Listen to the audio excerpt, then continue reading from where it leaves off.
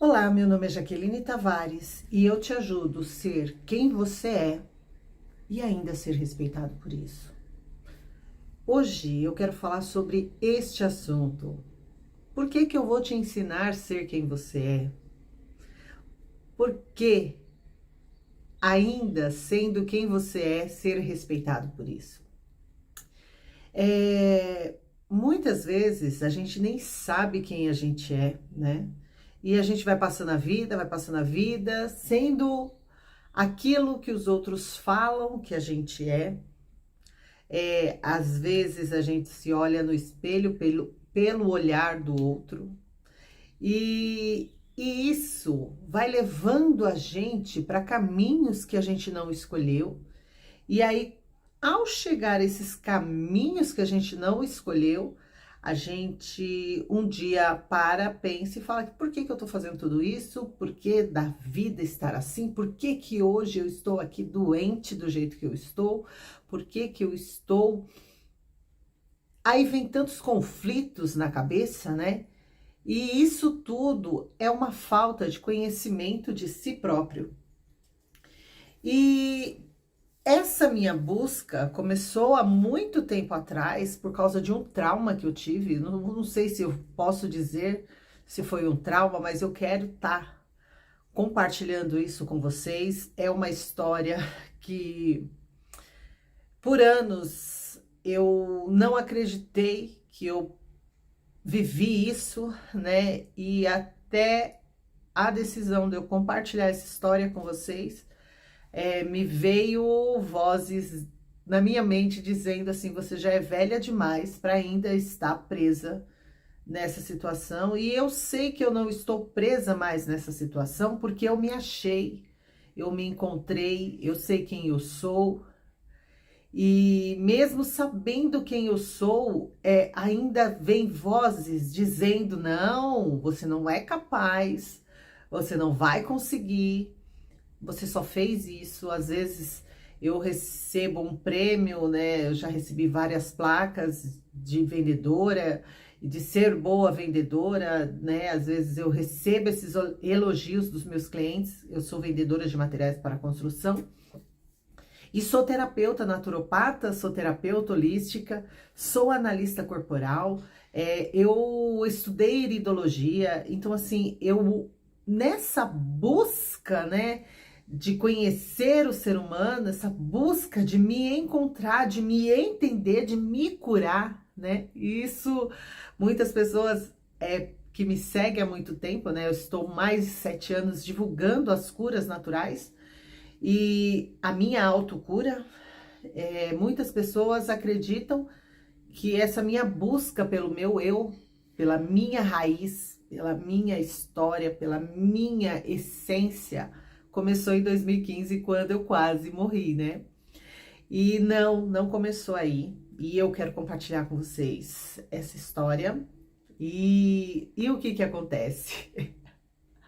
Quando a gente começa a conhecer, né, que o nosso corpo, saber que o nosso corpo conta a nossa história, né, quando eu comecei a fazer o Corpo Explica, né, o curso, estudar o inconsciente, estudar tudo isso que eu tenho estudado, né, eu caí lá nos meus primeiros 5 anos de idade e tudo começou ali, tudo foi programado ali e tá tudo muito bem cravado no nosso corpo, né? E a gente vai repetindo padrões e repetindo padrões. E isso ao mesmo tempo que é fantástico, é deprimente, é enjaulador, não sei se é essa palavra, mas enjaula a gente, né? Deixa a gente preso no... Ah, já que eu sou assim mesmo, eu sou assim mesmo. E a gente se prende, e a gente é escravatório, né? A gente se escraviza. Nossa, eu tô inventando palavras aqui. A gente se escraviza por nossos padrões implantados na nossa mente lá nos primeiros anos das nossas vidas. Então a minha vida, ela começou assim, meio que sem o meu conhecimento, sem as minhas lembranças, mas tudo gravadinho, tintim por tintim no meu inconsciente. Então eu vou falar para vocês que o que vocês estão vivendo hoje e muito dos padrões que você já percebeu que se repete na sua vida sempre acontece no final do ano tal, né? Quando o ano termina em 3, quando o ano termina em 5, acontece isso. E eu tô num relacionamento, acontece primeiro o beijo, depois o tapa, depois o abraço, e depois a pedido de desculpa, e depois começa tudo de novo. Então, no trabalho é a mesma coisa, você faz sempre as mesmas coisas, repetindo os mesmos padrões, sentindo as mesmas coisas, e tudo isso é padrões implantados no nosso inconsciente. Até mais ou menos uns 5, 6 anos de idade, em que a gente pouco se lembra, mas está lá no consciente, se repetindo, se repetindo, se repetindo. Então, na minha história, eu sei pelo que contaram e poucas lembranças eu tenho. E até os 5 anos de idade, eu sei que a minha vida foi de mão em mão, passada para lá e para cá. E quando eu começo a lembrar da minha história, né, da minha família, eu lembro que depois dos 7 anos de idade, estava numa família estável, numa família em que eu era a irmã mais velha e tinha mais 3 irmãos. Papai e mamãe muito tradicionais, moralistas e religiosos, assim, meio que de aparência. E eu vivi nessa história. Então, assim, eu e meus irmãos crescemos, né? Eu sendo responsável por eles, por eu ser mais velha, sempre ouvindo que eu tinha que ser o exemplo. Eu tinha minha avó, que de vez em quando vinha na minha casa. Eu lembro que ela era muito presente na minha vida, na minha primeira infância. Eu lembro que eu vivia muito com ela, né? E que ela era muito presente na minha vida. E a partir dos 7 anos de idade era esporádico, né? Ela vinha de vez em quando e ela por ser religiosa, ela realçava que eu, não para os meus irmãos, mas para mim, que era mais velha, eu era mais entendida, né? Então eu sempre ouvi isso: você é a mais velha, você é a mais entendida, você tem que entender, você tem que cuidar, você tem, né? Dentro da família era isso que eu ouvia muito. E palavras da minha avó, assim, era muito marcante, que ela dizia: você respeita teu pai, porque o teu pai, ter um pai bom que nem o seu, nunca, jamais você vai ter. Nossa, você... Aí, quando meus irmãos chegavam, via aquela conversa, né? Eles se sentiam meio que enciumados, né? Porque minha avó, ela chegava e realçava isso em mim. Então, meus irmãos, a minha irmã chegava e aí ela falava, né? Porque o pai de vocês é o provedor, e aquela conversa toda, né? De matriarca para os netos, para que os netos tenham uma boa vida, e era tão gostoso. E aí, o que acontecia? Eu fui crescendo nessa família, né? Eu sentia que eu era bem diferente, né, na família, porque eu sentia que eu pensava, sabe? Eu não seguia as ordens tão assim, eu obedecia, mas por que eu tenho que fazer, né? Lembro que uma vez eu manchei uma camiseta branca de escola. Manchei não, caiu uma fruta, não sei se foi aqui na frente ou foi atrás, sei que a manchinha era bem no meio da camiseta branca. E caiu uma fruta da árvore, né, que eu morava na Bahia. Nessa época eu tinha uns 7 anos de idade. E manchou a blusa. Minha mãe, ela me deu uma surra por causa dessa blusa, e eu pensei, assim, pelo que eu me lembro, foi a primeira vez que eu pensei, eu falei, eu tô apanhando por algo que eu não fiz. E ela falava tanta coisa, que a gente é pobre, você nunca tem nada, quando você tem, olha o que acontece, você mancha, você não tem cuidado. E aí eu tinha na minha mente que eu tinha que ter muito cuidado com tudo. Teve uma vez que eu estava responsável, tinha uns 10 anos de idade, uns 10 anos de idade, e me deram meu irmão para eu cuidar, e fora esse meu irmão tinha um bebezinho, então enquanto minha mãe cuidava desse meu outro irmão, bebezinho, ela me deu esse irmão, acho que tinha uns 4, 5 anos, não lembro, e me deu para eu cuidar, e ele era gordo, muito gordo, né, e ele só queria colo. E aí eu coloquei ele no muro, só que debaixo do muro, era bem alto assim, do lado que eu estava ele não era tão alto, né? Mas do outro lado ele era bem alto e eu coloquei ele em cima do muro, irresponsável, né, uma criança. E aí a menina tava brincando com fogo assim do lado, tava meio que com fogo, né? E a menininha que ele nunca brincava, ele odiava, os dois tinham atrito, e nesse dia ela tava brincando, ela pegou um palito, um pauzinho, né, com um pouquinho de fogo e começou a brincar com ele, e ele batendo as pernas, ele escapou e caiu em cima da fogueira. E ao cair em cima da fogueira, não foi minha culpa, eu não sei como isso aconteceu, né, e eu apanhei muito mesmo do meu pai. E o meu pai, ele tinha uma sandália chamada Samoa, ela era bem fofinha, né? E ele me bateu com essa chinela, essa sandália. E eu, do fundo, eu ouvi minha mãe gritando, falando assim, não bate com essa chinela não, que não dói. Essa chinela não corrige. Pega uma cinta, pega um fio. Mas dessa daí ela não vai aprender a lição. E aí eu apanhei. Eu sei que era assim a minha família, sabe? Eu era responsável por tudo. E fui crescendo, fui crescendo. Quando eu cheguei aos 15 anos de idade, esses conflitos, né? Esses conflitos de eu ser diferente, de eu ser responsável, porque eu tinha que ser exemplo, começou a cair muito sobre a minha mente. E a gente ia ainda numa igreja que era muito religiosa não, era uma igreja que pedia muitos sacrifícios da gente, né? Era sacrifícios financeiros, sacrifícios sentimentais, sacrifício. Talvez ela não seja isso tudo, mas era o que eu entendia, que eu tinha que me sacrificar, né? Era muitos sacrifícios que eu tinha que fazer. E eu só tinha assim, 15 anos de idade e tudo isso pipocou na minha cabeça. E aí começou a vir entre essas coisas todas, né, essas palavras todas, começou a vir, tipo, a sua vida não vale nada, você podia morrer, você é o problema dessa família, tá vendo? Todo mundo briga por sua causa e tudo era culpa minha, né? Tudo era culpa minha.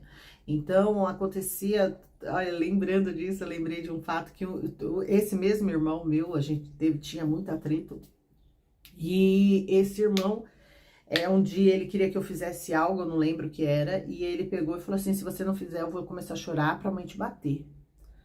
Aí eu peguei e falei, eu não vou fazer. E aí nessa que eu falei que não ia fazer, ele se jogou no chão, começou a fazer birra, começou a chorar, mãe, a Jaque tá me batendo, a Jaque tá me batendo. E nessa que ele falou, a Jaque tá me batendo, eu tinha uns 15 anos de idade, ele caído no chão assim, eu sei que falei, agora eu vou apanhar, não vou? Mas agora você vai apanhar. Mas eu dei tanta pesada nesse meu irmão, tanta pesada, era uma violência assim, que eu sei que ele começou a dar risada. Eu não sei por que ele começou a dar risada, na hora que eu comecei a espancar ele começou a dar risada, né? E eu dava tanto chute, aí a minha mãe veio por trás, a minha mãe não reagiu. Ela me vendo, batendo no meu irmão, espancando meu irmão, ela não reagiu. Ela só falava, para menina, para menina. E assim, não teve surra. Aí meu irmão levantou, falou assim, a senhora não vai bater nela? A senhora não vai fazer isso? Nada, né? Senhora não, você. Porque lá em casa só eu que chamava meus pais de senhores, né? Senhor e senhora. E eu tinha que respeitar, né? E meus irmãos não tinham esse mesmo palavreado, né? Só era eu. E aí o que aconteceu? Com 15 anos de idade, eu comecei a ter pensamentos suicidas, né? Então eu me enclausurei, eu fazia tudo que me mandava e eu só fazia o que me mandava. Eu entrei numa espécie que eu acho que todo adolescente entra, né? É a crise da adolescência, de me abandonar. Eu me esqueci, eu me larguei. Mas a liberando aos 16 anos, chegando no final do ano, que eu faço aniversário em dezembro, então chegando assim no final do ano, eu comecei a ir para a escola, né? E comecei a ser validada como mulher, como linda, como tipo assim, ela anda mal arrumada, mas ela é bonita. E aí eu fui mal arrumada, aí eu comecei a ir para casa de umas amigas, pegar roupinha emprestada, né? Então eu comecei a ser validada na rua pela minha inteligência. Nossa, você tá inteligente. E eu comecei a voltar a querer ser, né, alguém. Então comecei a me estruturar ali como inteligente, como eu comecei a andar com as meninas mais bonitas da escola, né? Então eu buscava sempre estar ali no topo e foi muito legal isso, esse momento, né? E a minha mãe começou a perceber isso e ela começou a implantar na minha cabeça que eu tinha que casar. Ela começou a falar que eu precisava casar porque eu já tinha 15 anos, né? E que aos 15 anos é melhor que a menina se casa, porque começa a vir muitas pretensões, né? Então poderia perder a florzinha e aquelas conversas todas. Então que perca com um rapaz decente, o seu marido e etc, etc. E aí foi até que ela chegou, né, quando eu fiz os 16 anos, um pouquinho depois, ela chegou com um rapaz de 23 anos e me apresentou. Ela já tinha falado muito com ele sobre a filha dela, que a filha dela era virgem, que a filha dela era isso, que a filha dela era aquilo. Me colocou lá em cima, começou a cuidar de mim como princesinha. Minha mãe nunca tinha feito isso, né? Começou a cuidar de mim como princesinha. E no ambiente familiar era muita briga. Então, meu pai com a minha mãe brigavam muito. Então, ele começou a ficar mais afastado de casa. E aí, ela pegou e falou que eu precisava casar. E aí, é que é muita confusão aqui em casa. Melhor você casar, ter sua casinha, cuidar das suas coisinhas e tal, né? E aí ela começou a implantar isso na minha mente, e ao implantar isso na minha mente, eu tipo, tá bom, mãe, a senhora quer que eu case, caso. E na rua a gente ouvindo muita conversinha, né? E na adolescência, a puberdade, né, e tal. Então minha mãe começou a perceber tudo isso, e ela me apresentou um rapaz de 23 anos, e eu falei, tá bom, vamos namorar. E aí, sem beijo, sem nada, eu peguei e falei, mas tem que falar com o pai, né? Porque se o pai souber que eu tô namorando escondido, vai me bater e tal, porque era nesse nível. A conversa vinha o tapa primeiro, depois as conversas. E aí ela marcou um jantar, era um domingo, e apresentou, né?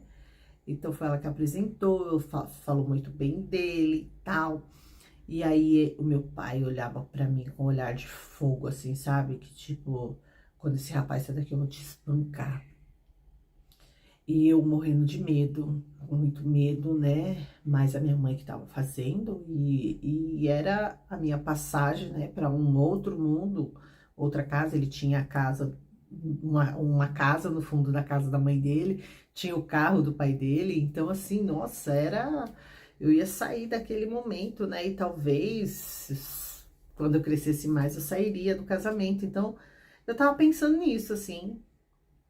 E aí meu pai olhou pra ele, olhou pra mim e falou assim, olha, eu vou deixar vocês namorar, vocês têm 6 meses para casar, e o namoro de vocês vai ser, você pega ela na escola, sai da escola às 7 horas, né? Você pega ela na escola, traz ela pra casa e vai embora. Namoro só aqui em casa, na minha presença.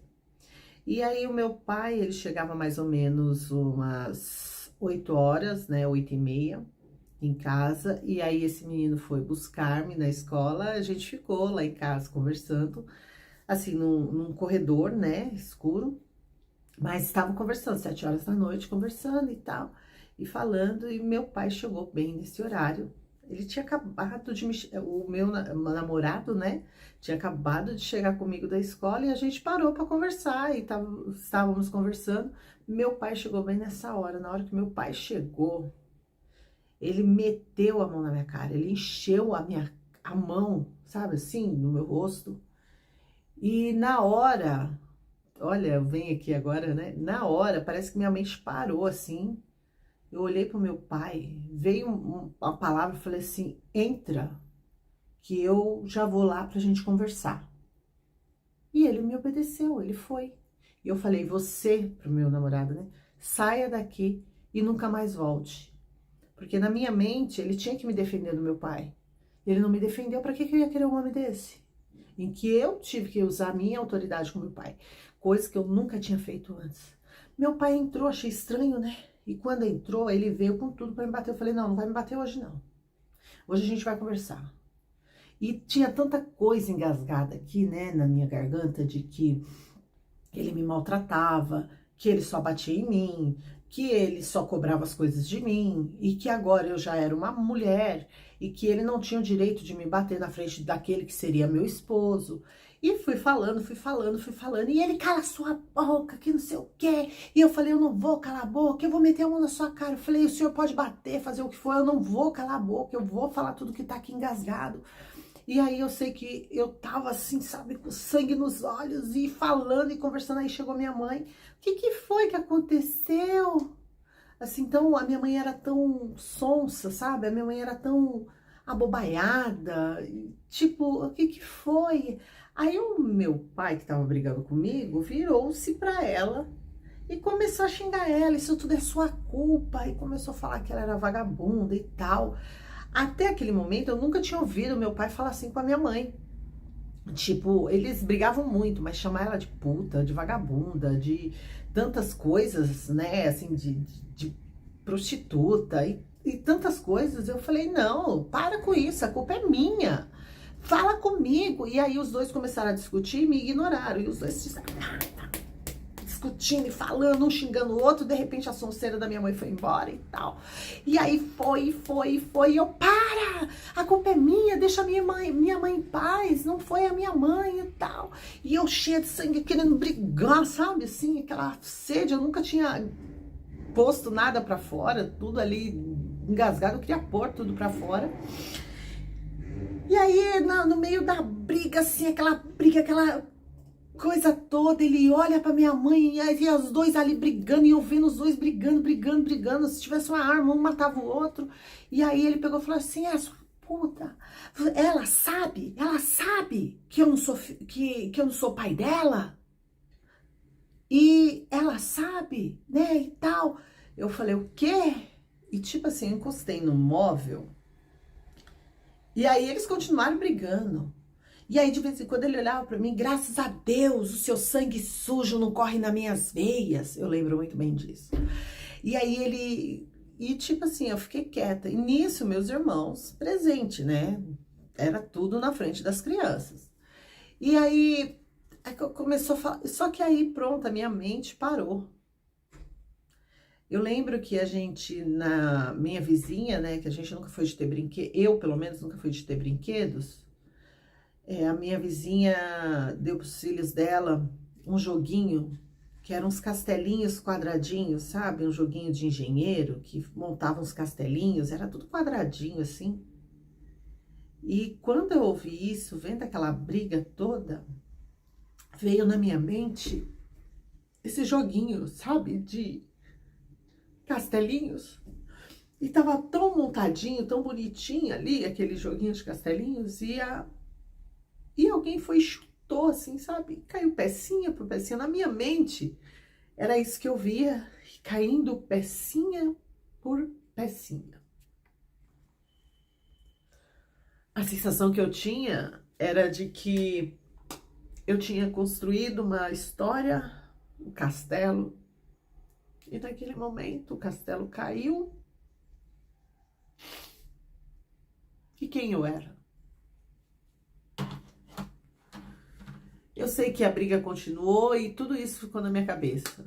Eu não tava chorando, eu tava com sangue nos olhos, eu tava com raiva, eu tava com ódio, eu tava com tanta coisa acumulada. E de repente, ao vir aquilo, eu desmontei. Eu não sentia mais nada. Eu não sabia o que pensar. Tipo, eu paralisei. Eu fiquei paralisada, encostada naquele móvel. E a briga continuando, né? Aí eles perceberam que só estavam os dois brigando. E eu ali paralisada, sem saber o que fazer. Não sabia se eu saía de casa, porque a casa era do meu pai. Já não era mais meu pai. A minha mãe, será que ela era minha mãe? Pelo que ele falou na briga, ela era uma prostituta e me assumiu. Era tantas palavras, era tanta coisa. E eu parei assim, eu não sabia. E tipo, acabou a briga, minha mãe saiu do cômodo, foi pro outro. Meus irmãos foram com a minha mãe. E de repente eu tava ali paralisada e meu padrasto, aquele homem, parou e olhou pra mim. E tipo, eu olhei pra ele e eu não tirava, sabe? Eu não sabia quem eu era, não sabia.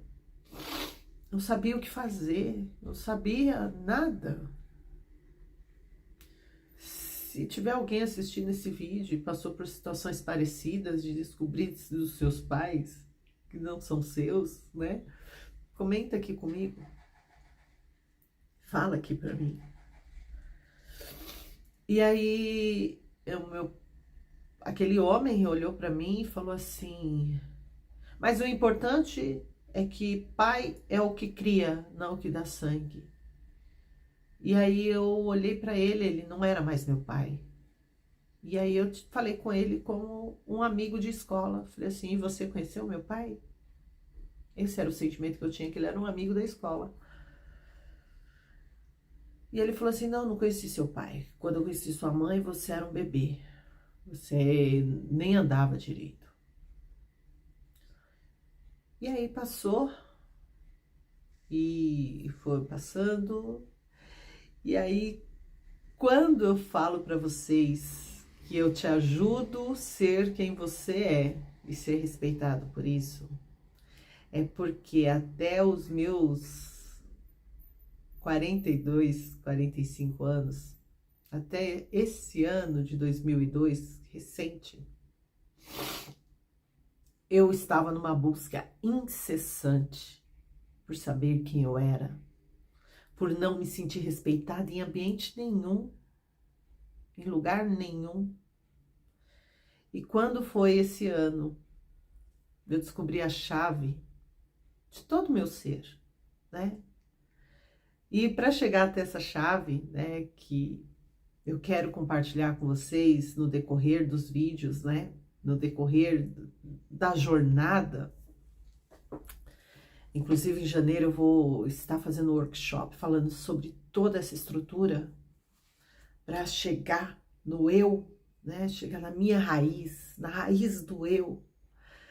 E a ponto de eu me saber, sabe, de gostar de quem eu sou, de respeitar quem eu sou, eu comecei a ter respeito das pessoas. Parece que foi tão automático, né, que quando eu virei essa chave, né, que eu descobri todos os padrões, que eu comecei a entender quem eu era de verdade, ao que eu nasci para ser e por que eu vivi tudo isso, eu comecei a me respeitar. E ao me respeitar, né, ao entender, a me aceitar, a me acolher, eu comecei a atrair pessoas assim para minha vida. Porque até então era só golpistas, narcisistas, psicopatas, eram pessoas que vinham só me usar, me trair, me abandonar, me rejeitar. Chegava com um arzinho, né? Tipo, eu sou as pessoas boas da sua vida, em que eu vou te ajudar, que eu vou fazer, eu vou acontecer. E eu sempre me atraí, assim, sabe, por pessoas ruins. E quando eu virei a chave, chegou para mim pessoas que não me pediam nada. E que olhava pra mim, tipo assim, eu falei, não é possível, por que que essa pessoa tá olhando pra mim? Era um tipo de olhar diferente, né? E os meus filhos começaram a me respeitar, os meus vizinhos, amigos, os que são da vida, né? Eles, nossa, já que você tá diferente, você tá melhor, você tá. Porque mudei, eu me descobri, eu sei quem eu sou. E sou respeitada por isso. E isso tudo não foi assim, ó.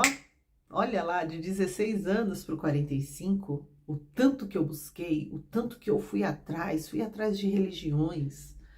Eu atraí doenças para mim, eu atraí as curas para mim, para chegar nisso. E isso tudo, né, 16 aos 45, é muito tempo, 30 anos praticamente, de buscas, de cursos, de jornadas, de workshops, de imersão, foram tantas coisas. E eu te ajudo, né, a saber quem você é de maneira mais simplificada, para que você não chegue a 30 anos para chegar ali, na chave de quem você é. E entender que todos os seus sonhos, que tudo isso que está dentro de você, é esse vulcão, sabe, de desejo que você abafa, porque você não sabe quem você é, você não sabe da sua história, você não tem respeito pela sua história, então você abafa e vai praticar aquilo que você sempre ouviu. Saber dessa história aos 16 anos foi o que me paralisou por 2 anos, né? Eu fiquei paralisada, machucada, ferida, doída. E se naquele momento, né? Se naquele momento eu tivesse encontrado, naquela época não tinha internet, né? Não tinha vídeos, não tinha ninguém falando eu te ajudo a ser quem você é e ser respeitado por isso, porque naqueles momentos em que eu estava ali confusa, sem saber quem eu era, eu precisava ouvir de alguém, como eu estou te falando agora, Jaque, você é quem você precisa ser. E eu vou te ajudar a ser quem você é. E você vai ser respeitada por isso. Você não vai ser mais chacoteada, você não vai ser mais chamada de bastarda, você não vai ser mais chamada de tudo isso que estão te chamando. Porque eu vou te ensinar quem você é. Eu vou te falar do seu inconsciente, eu vou te falar de tudo isso que fez você chegar até essa história e o quanto essa história vai te fazer ser respeitada cada vez mais. Essa dor que você está sentindo por não saber quem você é só por uns dias. Porque é uns dias, uns meses só. Não vai ser 30 anos.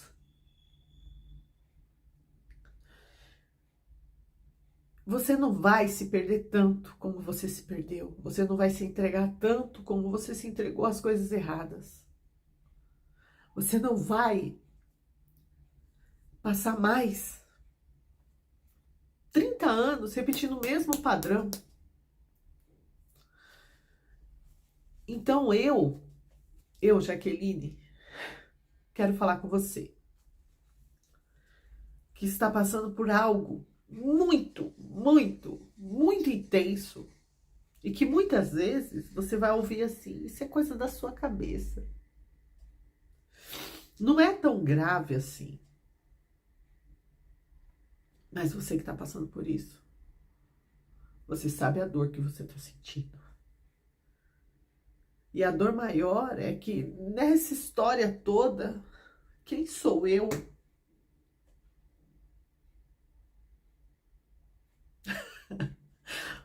Eu vou te ensinar a ser quem você é. E amar tudo isso. E que essa história que você está vivendo hoje o que você viveu e que tá aí, ó, cozinhando o seu cérebro, cozinhando suas emoções, fazendo você repetir padrões, fazendo você atrair pessoas para abusar de você novamente. Eu vou te ajudar a sair disso, desse padrão de dor. Eu vou te ensinar, eu vou te ajudar a ser quem você é, para você sair desse trauma que você viveu lá na infância, que você viveu lá na adolescência, que você viveu lá no ventre da tua mãe e que te deixou preso lá ainda, nessa idade mental em que você foi machucado, onde você foi violentado. Porque mentiras são violências, sabe? Mentiram para você, te enganaram. E foram as pessoas que deveriam cuidar de você. Eu sei o que você está sentindo. Eu sei. E eu não esperava falar sobre esse fato e chorar de novo, porque foram mais de 2 anos que só de tocar nesse assunto, as lágrimas desciam. E falar desse assunto e permitir que as lágrimas desçam, permitir assumir essas lágrimas, é um sinal de que você respeita a pessoa ferida. Você acolhe e permite que essa pessoa ferida, que é você mesmo, ela exista, ela seja acolhida. Naquele momento, ninguém me acolheu. As pessoas que eu acreditava que poderiam me acolher, que poderiam me entender, que poderiam me responder quem eu era. Minha avó já estava morta. Gente, eu senti um ódio da minha avó. Assim, eu tô assumindo isso pra vocês hoje. Nunca falei isso pra ninguém. Mas eu senti um ódio da minha avó. Eu queria tanto que ela estivesse viva. E assim... em janeiro, no workshop, eu vou contar tudinho pra vocês. E eu queria que minha avó estivesse viva, porque eu ia sair da onde eu estava, sem dinheiro, sem condição nenhuma. Eu ia a pé até ela. Ela morava no interior, morreu no interior, né? Santa Albertina, interior de São Paulo. Eu ia até ela. Eu ia gritar tanto com ela. Você me enganou. Eu precisava disso, mas eu engoli. E pior de tudo, né? Eu me anulei para amparar a minha mãe, coitadinha. Coitadinha da minha mãe, né? Agora o marido dela foi embora. E os filhos dela estão falando que é por minha causa. E ela tá reforçando isso. Tadinha da minha mãe. Eu que causei tudo isso. E aí eu me anulei para cuidar da minha mãe e tentar administrar os meus irmãos. Foram dias que eu lembro cada minuto desses dias. E comecei a trabalhar que nem uma louca, porque o pai dos meus irmãos foi embora, deixando sem nada. Minha mãe não trabalhava, não sabia trabalhar. Minha mãe não tinha dinheiro, não sabia nem o valor do dinheiro.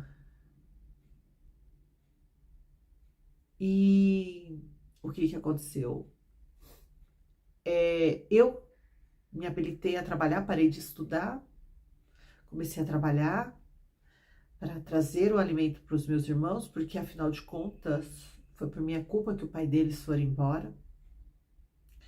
E eu fui trabalhando e eu fui me atropelando, me anulando, me acabando, não existindo.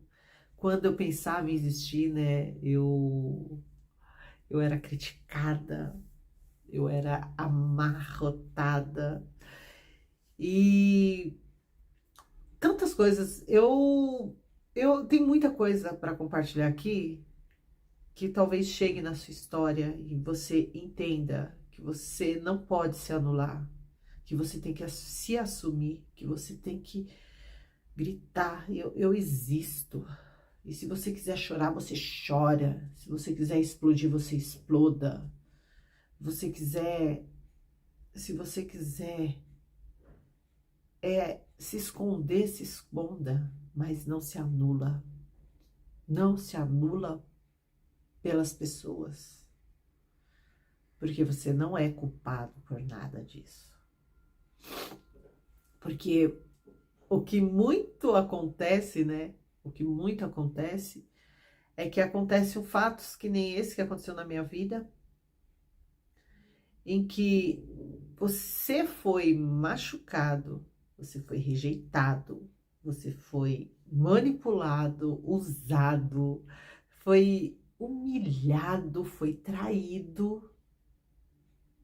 E além de tudo isso que está dentro de você, que fizeram com você, veio um peso de que tudo isso é culpa sua, é responsabilidade sua. Te responsabilizam pelos problemas dos outros, mas te anulando a sua responsabilidade com você mesmo. Eu vou te ajudar a ser quem você é e ser respeitado por isso. Quando você acordar, quando você chegar a ser quem você é, quem você nasceu para ser, ninguém mais vai pôr peso em cima de você.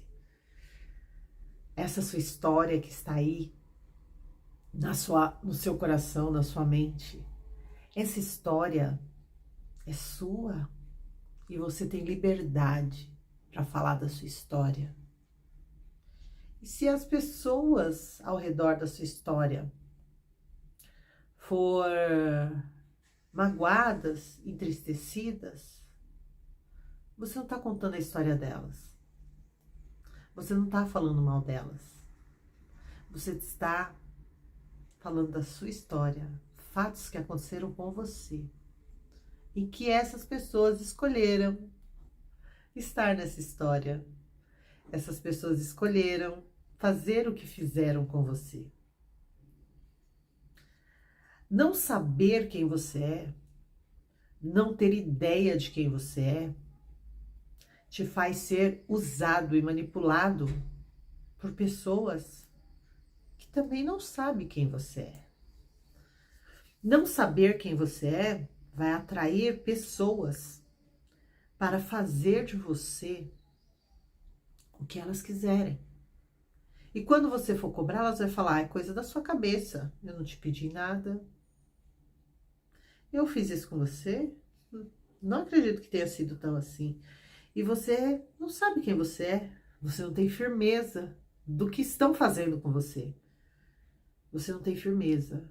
E o que eu vou te ensinar aqui não é copy, não é coisas de estrangeiros, mais um produto digital. Tô te dando aqui de graça. Eu só peço para você se inscrever no canal, curtir, comentar, compartilhar com pessoas que viveram histórias assim, que estão sofrendo.